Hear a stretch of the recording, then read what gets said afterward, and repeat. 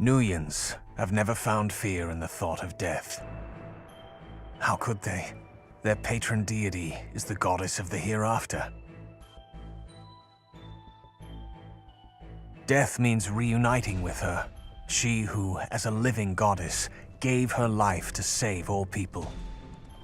With the last wisps of energy in her divine soul, she sent all races to a new land.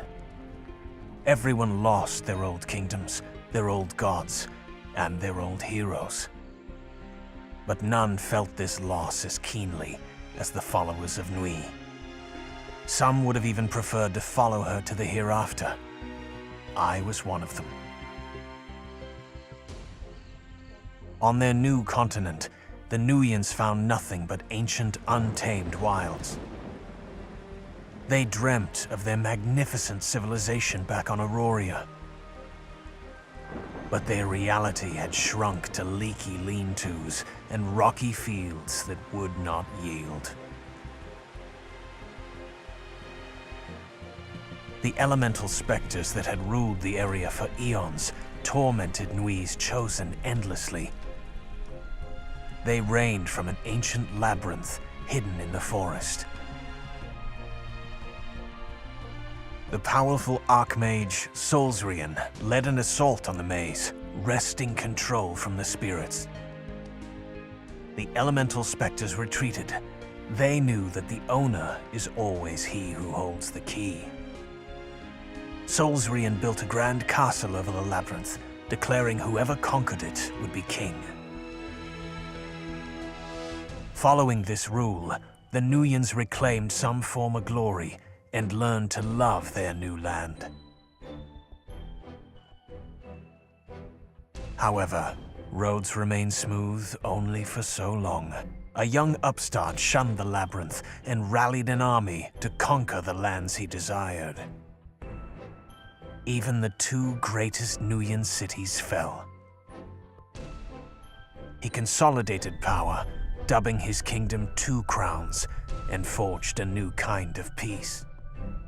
Until tragedy struck again, a royal assassination. The Nuians struggled to carry on. None realized that a dark secret had infected the kingdom, and that was the problem. The Nuians wasted time battling each other when their real enemy was this tumorous darkness. The Nuians cried out to their goddess for answers, but received nothing in return. The statues they'd carved simply gazed down at them with a cold, stone benevolence. No other race could ever understand that pain. My pain, the longing for Nui. But no matter what, they are still children of the goddess. Some are even marked with her love. As for me, I will keep my promise to protect them. They just need to remember.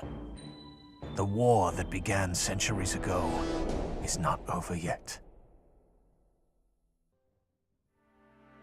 A firefly sting. That's what they called the birthmark on your arm when you were a child.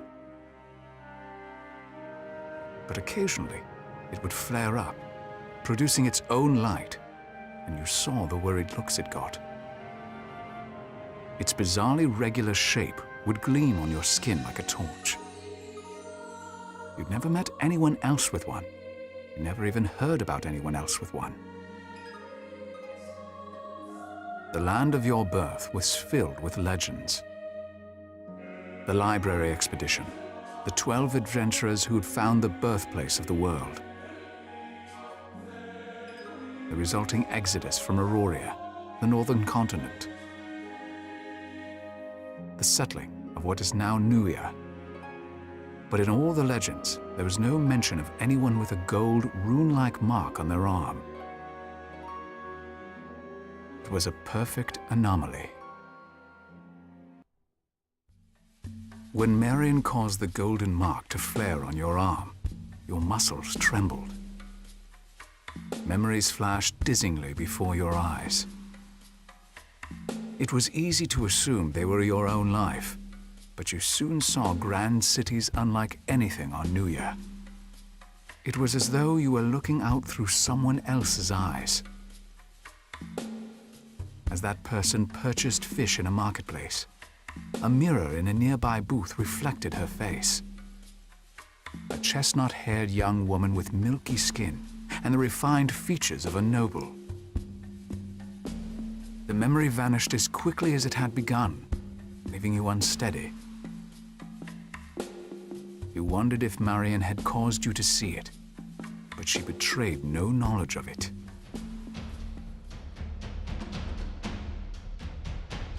You'd always heard that when they died during the destruction of Aurora, the members of the library expedition passed their memories to the survivors of their races. Although time had faded those memories, some especially skilled individuals could recall them.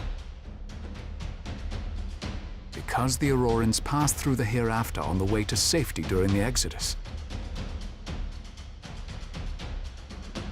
it was said that the goddess Nui's memories could be felt especially strongly. Before the journey had transformed her to the goddess Nui, she had been a charity-minded noblewoman named Diana. Your golden mark burned. Another memory appeared. A charming, hooded vagrant begging for food. The more Marion spoke of Lucius, which she did often, crediting him with the carnage you saw, the more memories seemed to fill your head. It was clear they were Iana's. She apparently used her family's wealth to run a soup kitchen for the city's poor. You saw the smiling vagrant begging for food from the soup kitchen every day, and heard Iana eventually chastise him for being able-bodied but relying on charity. With a laugh, he handed her 2 tickets to a play in a local theater. As more memories flashed, you shared Iana's realization that this man was Lucius Quinto, a famous playwright. Could this be Marion's Lucius? What kind of playwright could commit such carnage?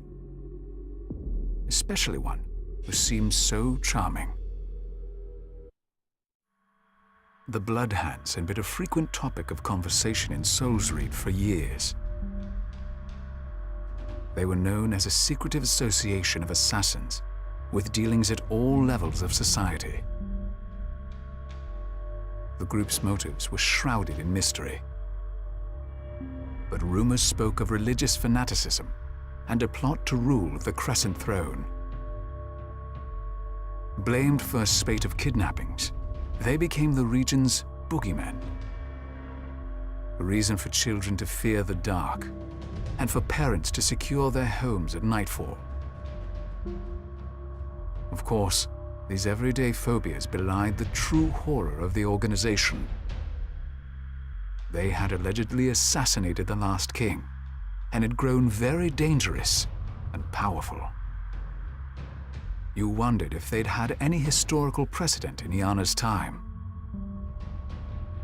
However, her memories held no mention of these dark assassins or their trademark crimson gloves.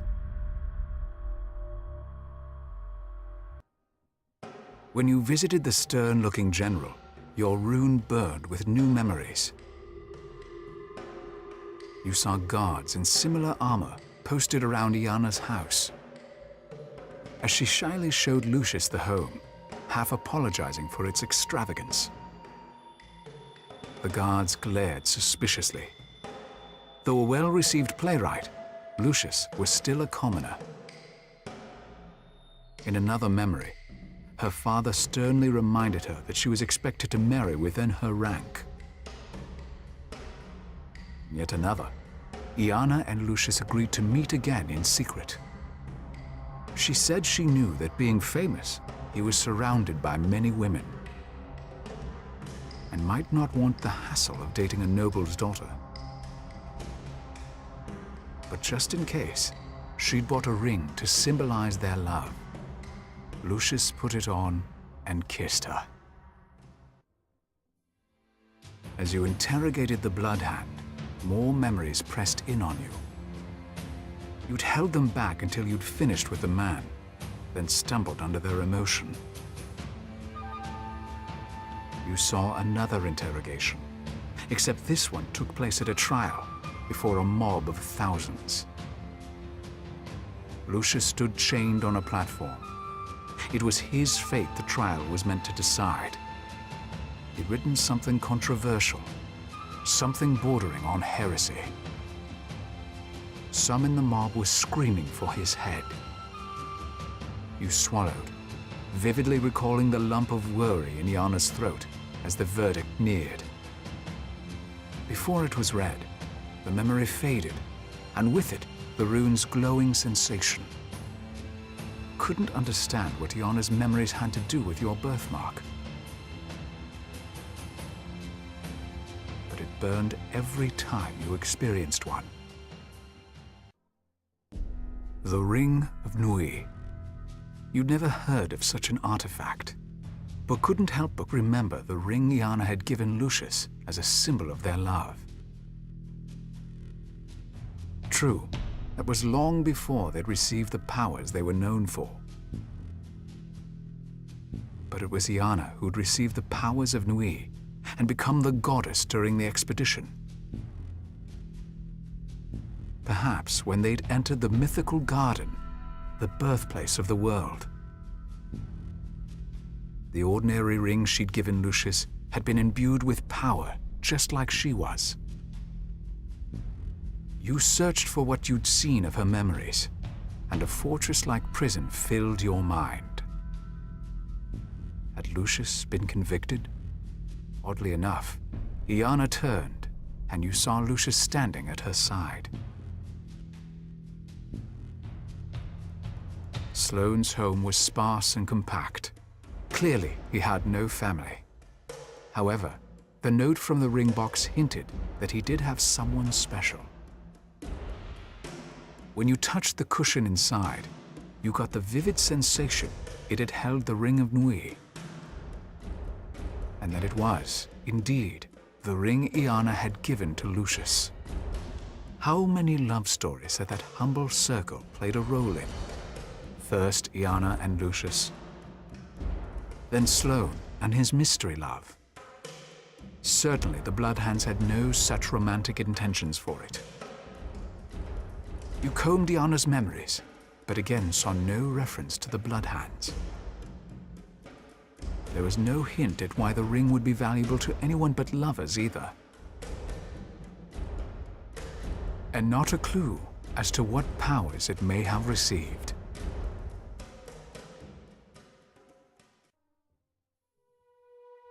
The Castigant ruins were a frequent and popular subject for any bard with his salt. Many bards had recast the story as a morality tale about respecting one's betters. But the best version simply presented the story as it was, without extraneous embellishment. Though the Crescent Throne was weaker now, its power had once been vast. A noble had declared himself to be a rival king and built a grand castle to legitimize himself. After a series of intrigues, during which he claimed vast swaths of land and raised taxes, his forces were easily crushed by the Crescent Throne proper. The notoriously bloody battle had turned the soil to crimson mud. Hoping to prevent future uprisings, the Crescent Throne had wanted to set an example. It was no wonder some spirits would be tortured enough to keep wandering. As Malcolm fell, a golden rune flamed on his arm. It looked exactly like your own. You started to ask him about it, but his last breath rasped from his lips, and he grew still. You seized Iana's memories. They must contain some kind of clue. However, their connection to the rune was as inscrutable as ever. What you did see was another member of the expedition take credit for Lucius's play. the selfless act had exonerated Lucius at the cost of his friend's freedom. Shocked to receive such a gift, even from a friend, Iana grew passionate about saving him. Here, you realized the history books had it wrong. Though the adventurers had wanted to find the birthplace of the world and the source of magic, the real catalyst for their adventure was a prison break. After helping their honorable friend escape prison, they'd had to flee the city. If Iana's memories had shown you anything of use, it was that history could be rewritten and shouldn't necessarily be trusted. All accounts painted Sloane as a normal, retired soldier. But he had somehow come into possession of the Ring of Nui, a powerful artifact. There was clearly more to his story than you'd uncovered so far.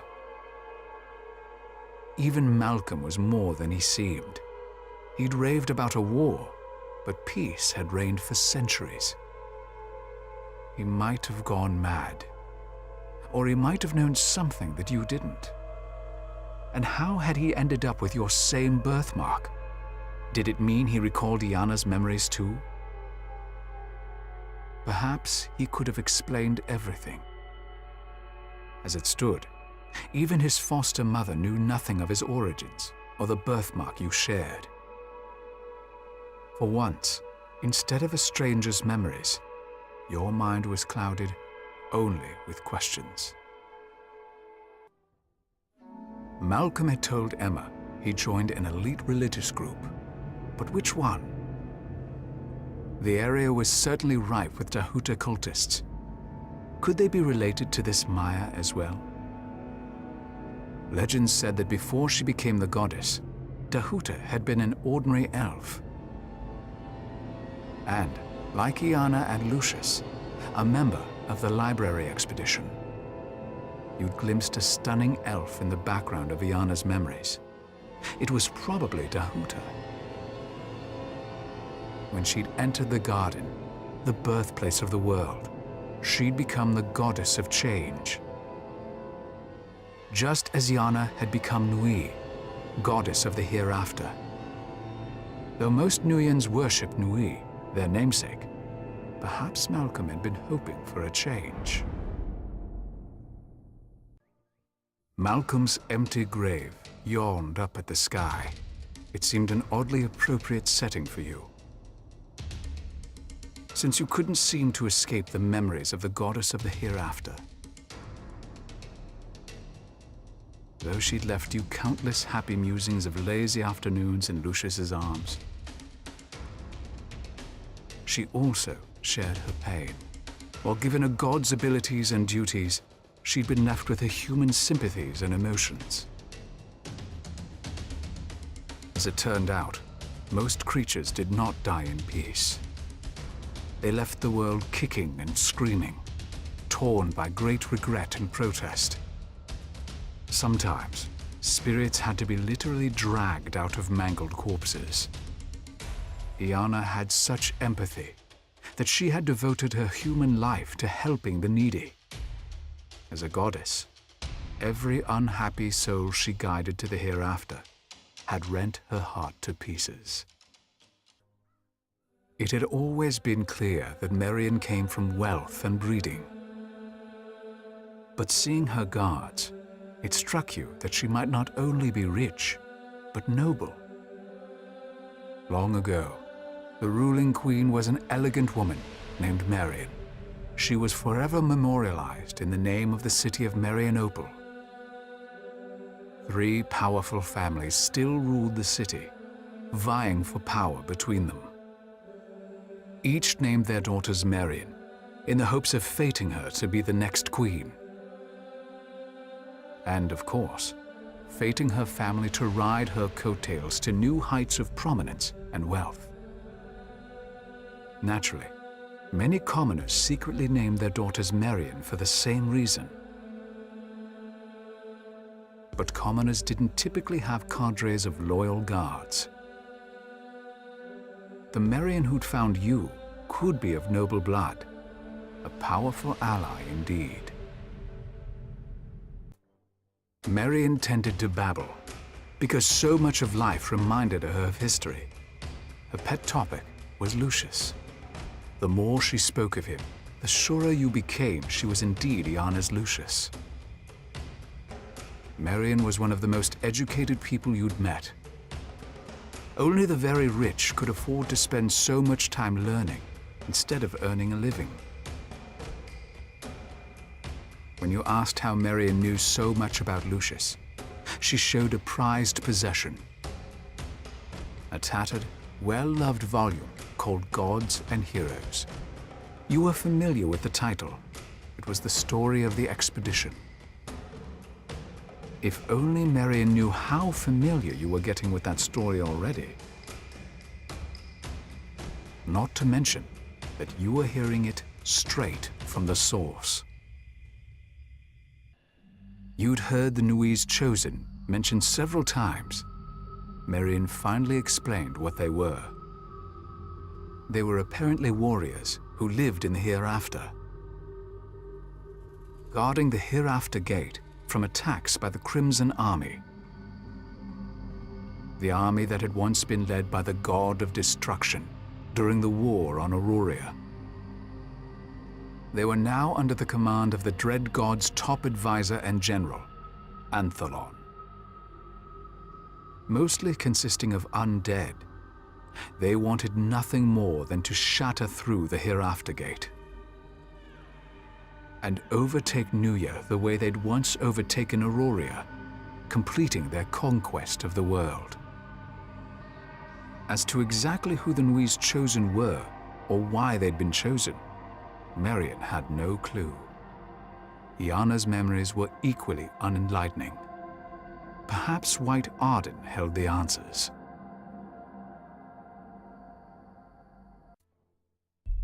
Though their faces looked young, the eyes of the Nui's Chosen appeared haunted, as if they'd seen far too much. For his part, Alexander looked like a boy of no more than 20. It seemed impossible he'd been one of Sloane's closest friends. Sloane had been at least 3 times Alexander's age, if not more. At any rate, he'd been able to explain exactly why the Ring of Nui was powerful.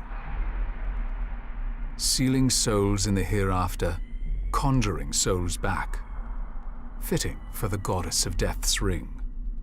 Though based on her memories, Iana had a kind heart. While she'd have gladly helped Flora, you doubted she'd approve of necromancy, especially if it was committed using her artifact. Necromancy seemed extremely widespread in White Arden, as if the forest itself were trapped between this world and the hereafter.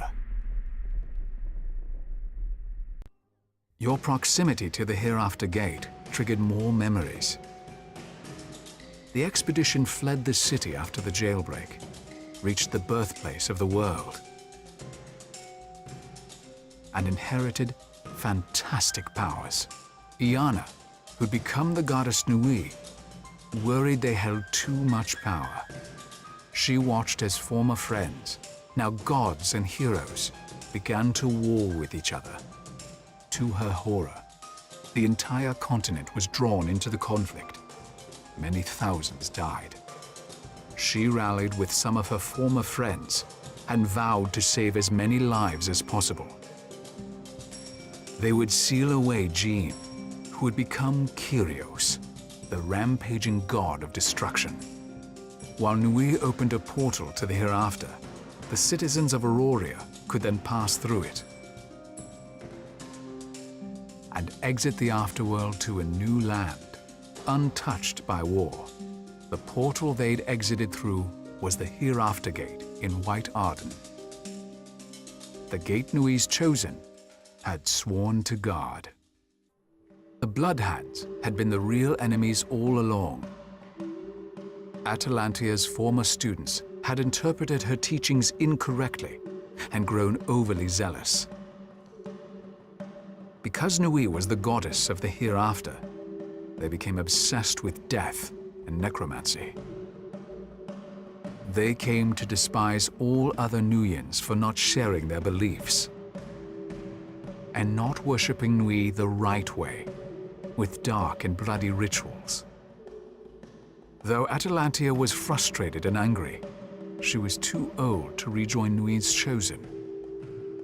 They were Auroria's most elite soldiers. As Nui allowed for the exodus from Auroria, these warriors volunteered to stay behind. They pledged to keep enemy forces from following their comrades and destroying their new lives. The hereafter prevented them from aging, and the pledge became an eternal duty. By the time you reached her, Marion was already dead. Malcolm stood over her, gripping a blade, surrounded by other bloodhounds. But you'd watched Malcolm die at your hand. He'd been buried. How was he here? Laughing, he said Sloane was an old fool who worshipped a statue instead of Nui. And Nui's chosen were ineffectual idiots who'd failed to secure victory after centuries. Clearly, he'd never shared in Iana's memories, or he'd have seen how noble the Nui's chosen were. Nui had known them only briefly, but had the utmost respect for them. For the good of everyone, they'd sworn to fight Anthalon for eternity. But Malcolm said it was time for a new breed of hero, the Bloodhounds, and he would lead them. All they needed was the ring of Nui. Rage welled up inside you, and you threw yourself at Malcolm. Surprised, he dropped the ring. The Bloodhounds were everywhere, attacking you from every angle, but you had eyes only for Malcolm. He'd slain Marion and Sloane, and slandered all the noble Nui's chosen. You would avenge them all, or die trying. If Malcolm refused to die, you'd keep killing him again and again. Eventually, you'd make it stick. A crack of thunder tore through your ears as you defeated him. Lightning snaked across the ceiling. You turned to find the rest of the Bloodhounds dead, and a strange man standing before you. In his hand, he held not a sword, a staff, or a lute, but a flickering bolt of lightning. It had to be Lucius. Grief crumbled his gentle features as he gazed down at Marion's body.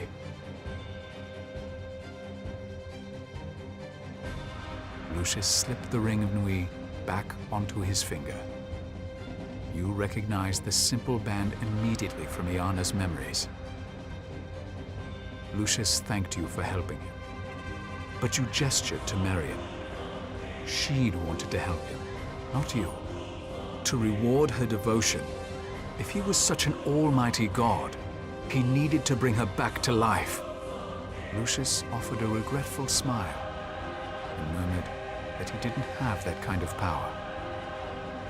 He was no god and didn't want to be. He was only a hero who'd once made a vow to his beloved. It was true that while everyone knew Nui's name, no one called Lucius a god. But then why had Marion wasted so much breath on him? Maybe Malcolm had been right. Maybe Nui's chosen were just ineffectual fools. Lucius laughed. He said there was no need to grieve and no need to hurry. He might be powerless, but he did know someone who could help. He leveled a finger at you. Lucius explained that the magic contained within the golden runes was a pure magic. Unlike necromancy, it wouldn't taint or twist the soul of the person being resurrected. Years ago, Anthalon had faked his own death and pulled back his troops. Thinking the war was finally over, Nui's chosen left the hereafter and re-entered normal life. They arrived on Nuian, started families, and took up new careers. Finally having the chance to share in what they'd spent so long protecting. Just when their last ounces of fear were replaced by the bliss of life, Anthelon attacked. His forces were fiercer and more deadly than ever. The risk of his breaking through the gate had never been greater. Nui's chosen were forced to abandon their new lives and return to the war. But before leaving, they gave their children a special mark to protect them, a golden rune. You were an heir of the noblest lineage ever to tread the earth.